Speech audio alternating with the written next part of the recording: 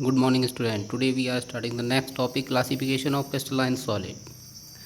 There are four type of crystalline solid. Number one, molecular. Number two, ionic solids. Number three, metallic solids. Number four, covalent or network solid. Number one, molecular solids.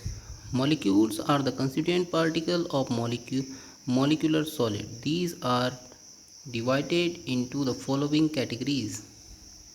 देखिए molecular solid जो होते हैं इसमें molecule जो है वो constituent particle होते हैं मॉलिक्यूलर सॉलिड के। यानी कि आपको पता है कि सॉलिड एक कॉन्स्टिट्यूएंट पार्टिकल से मिलकर बने होते हैं जिनके बीच में जो स्पेस होता है वो कम होता है, तो वो जो कॉन्स्टिट्यूएंट पार्टिकल्स हैं वो मॉलिक्यूल होते हैं मॉलिक्यूलर सॉलिड में।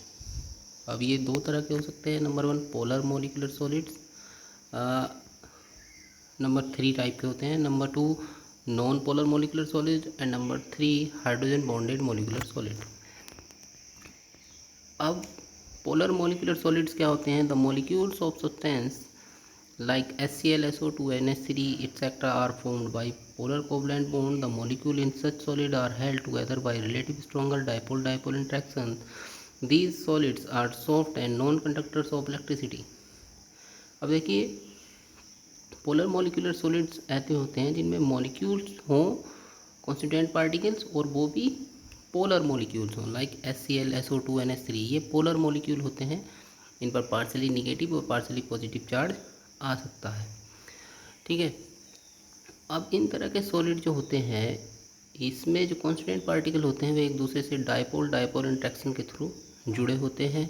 ये सॉफ्ट इन नेचर होते हैं, नॉन कंडक्टर ऑफ इलेक्ट्रिसिटी होते हैं। Number two, non polar molecular solid. They comprise of either atoms, for example argon and helium, or molecules formed by non-polar covalent bonds, for example H2, Cl2, I2. In these solids, the atoms of molecules are held by weak dispersion forces or London forces. They have low melting point and are usually in liquid or gaseous state at room temperature and pressure.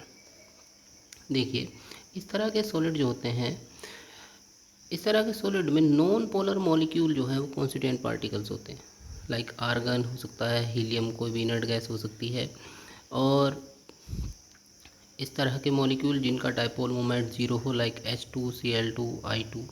ठीक है, इन तरह के solid जो है वो non polar molecular solid कहलाते हैं।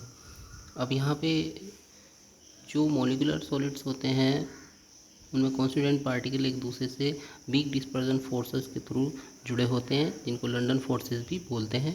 इनका मेल्टिंग पॉइंट बहुत लो होता है और यूजुअली ये रूम टेम्परेचर पर लिक्विड या गैसेस फॉर्म में पाए जाते हैं।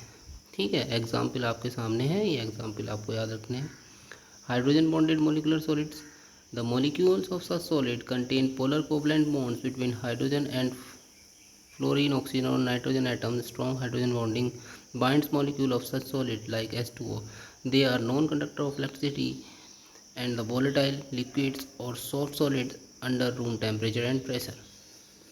ठीक है, इसकी कंडीशन ये है कि यहाँ पर जो मोलिकुलर सॉलिड होते हैं, मोलिकुलर सॉलिड में जो कॉन्स्टिट्यूएंट पार्टिकल होते हैं वो इस तरह के पोलर मॉलिक्यूल होने चाहिए जिनमें हाइड्रोजन बॉन्ड फॉर्म हो रहा हो। ठीक है, हाइड्रोजन बॉन्ड वहाँ पर फॉर्म होना चाहिए, जैसे कि H2O होता है आइस की फॉर्म में, तो यहाँ पर हाइड्रोजन बॉन्ड जो है वो ऑक्सीजन और हाइड्रोजन के बीच में बन जाता है। ठीक, कंडीशन यह है कि यहाँ पर हाइड्रोजन बॉन्ड होना ही चाहिए। ठीक है, नॉन कंडक्टर ऑफ इलेक्ट्रिसिटी होते हैं, वोलेटाइल लिक्विड होते हैं, सॉफ्ट सॉलिड होते हैं रूम टेम्परेचर पर, ठीक है, और प्रेशर पर।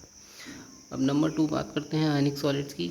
Ions are the constituent particles of ionic solid. Such solid are formed by three dimensional arrangement of cations and atoms bound by strong coulombic forces. देखिए आयनिक सॉलिड में constituent particles जो होते हैं वो आयंस होते हैं, और इस तरह के सॉलिड जो हैं उनकी 3D स्ट्रक्चर होती है। 3D स्ट्रक्चर अरेंजमेंट होता है कैटायंस के फॉर्म में। अब इसमें जो ये एक दूसरे से कंस्टिट्यूएंट पार्टिकल जुड़े होते हैं वो होता है एक स्ट्रॉन्ग कोलम्बिक फोर्सेस, जो इलेक्ट्रोस्टैटिक फोर्स भी जिसको हम बोल देते हैं, जैसे कि NaCl का NaCl का जो स्ट्रक्चर होती है वो 3 डायमेंशनल होती है और वो एक आयनिक सॉलिड का एग्जाम्पल है। मैग्नीज ऑक्साइड है, जिंक सल्फाइड है, etcetera. These solids are hard and brittle and have high melting point and boiling point. Next, metallic solid. Metals are the constituent particle in metallic solid. Such solid they are bonded through metallic bonded. इन तरह के जो solids होते हैं, in solids में metals के atom जो हैं वो कॉन्स्टिट्यूएंट पार्टिकल्स होते हैं।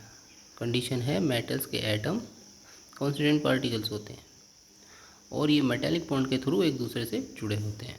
अब जैसे जितने भी मेटल्स हैं वो सभी मेटेलिक सॉलिड्स होते हैं, जैसे कि iron, copper, silver, magnesium etcetera. Metals are highly malleable and ductiles. ठीक है, ये इस तरह के सॉलिड जो होते हैं वो हाईली मैलेबल और डक्टाइल्स होते हैं। कोवलेंट और network solid. Atoms are the constituent particles in network solid. In these solids, covalent bond form between adjacent atoms through the crystals. Covalent bonds are strong and directional in nature. Therefore, atoms are held very strongly at their position. Such solids are very hard and brittle and have high melting point and do not conduct electricity. For example, diamond, silicon carbide, and graphite etcetera. अब covalent और network solid जो होते हैं ये इस तरह के solid होते हैं जिनमें कॉन्स्टिट्यूएंट पार्टिकल एटम्स होते हैं और एटम्स का भी एक नेटवर्क पाया जाता है। जैसे कि डायमंड की स्ट्रक्चर आपने देखी होगी 10th क्लास में, या ग्रेफाइट की स्ट्रक्चर देखी होगी, उसमें कार्बन की एक नेटवर्क होता है, सारा कार्बन का नेटवर्क पाया जाता है और एक दूसरे से जो ये एटम्स हैं ये कोवलेंट बॉन्ड के थ्रू जुड़े होते हैं। ठीक है, और इस नेटवर्क के कारण ही ये जो सॉलिड्स होते हैं ये बहुत हार्ड फॉर्म में पाए जाते हैं। इनकी जो नेचर होती है वो बहुत हार्ड होती है और नेचर में ब्रिटल भी होते हैं। हाई मेल्टिंग पॉइंट होती है और इलेक्ट्रिसिटी कंडक्ट नहीं करते हैं। ग्रेफाइट करता है, वो एक्सेप्शन है। और वो क्यों करता है वो हमने आपको 11th क्लास में बताया है, क्योंकि इसकी सिंगल 1 लेयर स्ट्रक्चर होती है, उस कारण वो करता है। आपको ये स्ट्रक्चर डायमंड की और ग्रेफाइट की बुक में देखनी है और ये बनाने के लिए कभी नहीं आती बोर्ड में, ये भी मैं आपको बता दूं। आगे चलते हैं, डिफरेंट टाइप ऑफ सॉलिड। तो ये सॉलिड हैं, इन सॉलिड का डिफरेंस यहाँ पर दिखाया गया है, इसको आपको अच्छे से लर्न कर लेना है। नेक्स्ट टॉपिक हम नेक्स्ट वीडियो में पढ़ेंगे। Thank you.